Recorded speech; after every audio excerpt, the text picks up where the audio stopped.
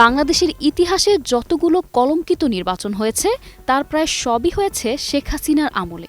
2014, 18 এবং 24-এর ভোট নামে প্রহসন, তা নিয়ে দেশ বিদেশে ব্যাপক সমালোচনা হয়েছে। একতরফাভাবে বিনা প্রতিদ্বন্দ্বিতার রাতের ভোট কিংবা ডামি নির্বাচন নামেই সমালোচিত হয়েছে শেখ হাসিনার জাতীয় নির্বাচনগুলো। বিতর্কিত এসব নির্বাচন নিয়ে যুক্তরাষ্ট্রসহ পশ্চিমা দেশগুলো সবসময় তাদের আপত্তি ও উদ্বেগ জানিয়েছে। মার্কিন রাষ্ট্রদূত গণতন্ত্র ও নির্বাচন নিয়ে কথা বলে হাসিনার রোষানলেও পড়েন। বিভিন্ন সময় মার্কিন গণতান্ত্রিক আলোচনা, নিশি ডামি নির্বাচন প্রসঙ্গ বেশ সমালোচিত হয়। বিতর্কিত ও কলঙ্কিত নির্বাচনের বহু গণতান্ত্রিক সভা সম্মেলনে ডাক পায়নি বাংলাদেশ। দেশের ভেতরে বাইরে নানা আলোচনা সমালোচনা থাকার পরও একচেটিয়া হাসিনাকে সমর্থন দিয়ে গেছে ভারত। প্রায় প্রতিটি নির্বাচনে বিএনপি সহ আরও কিছু ছোট দল নির্বাচনের বাইরে থাকত। অন্যতম প্রধান দল বিএনপি নির্বাচনের বাইরে থাকলেও এদেশীয় আওয়ামী দালাল ও আওয়ামী লীগের কেবলা দেশ ভারত তখন চুপচাপ ছিল। তখন এদের আরাম লেগেছিল। কিন্তু এখন আওয়ামী লীগকে নির্বাচনের বাইরে রাখা নিয়ে আলোচনায় তারা গেল রব তুলেছে।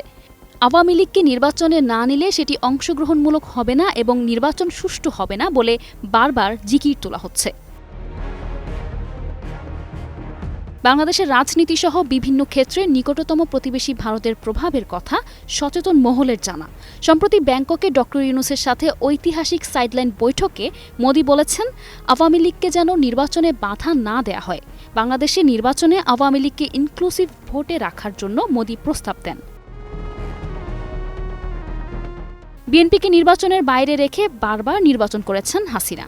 তখন প্রতিবারই ভারত বলেছে এটা বাংলাদেশের অভ্যন্তরীণ ব্যাপার, অথচ এখন বারবার বলছেন আওয়ামী লীগকে নির্বাচনের বাইরে রাখলে সে নির্বাচন অংশগ্রহণমূলক হবে না। কিন্তু মোদির ভারতের কাছে বিষয়টা অভ্যন্তরীণ ছিল কেবল গত 5 আগস্ট পর্যন্তই।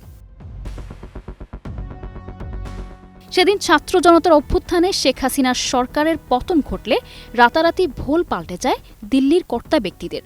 পলাতক শেখ হাসিনাকে আশ্রয় দেয়া ভারত একের পর এক বক্তব্য বিবৃতি দিতে থাকে বাংলাদেশের বিষয়ে। তাদের গণমাধ্যমে চলতে থাকে সংঘবদ্ধ অপপ্রচার, যা বাংলাদেশের অভ্যন্তরীণ বিষয়ে হস্তক্ষেপ উল্লেখ করে প্রতিবাদ পর্যন্ত করে ঢাকা।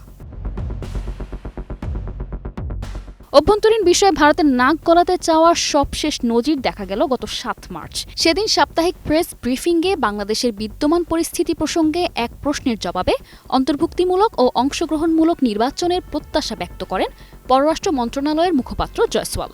তিনি বলেন, আমরা একটি স্থিতিশীল, শান্তিপূর্ণ, অন্তর্ভুক্তিমূলক এবং প্রগতিশীল বাংলাদেশকে সমর্থন করি, যেখানে গণতান্ত্রিক উপায়ে এবং অন্তর্ভুক্তিমূলক ও অংশগ্রহণমূলক নির্বাচনের মাধ্যমে সব সমস্যার নিষ্পত্তি হবে।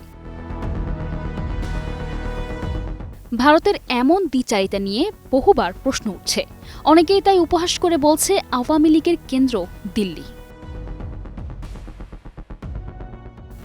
নিশা আলম, নিউজ ডেস্ক, 21 টেলিভিশন।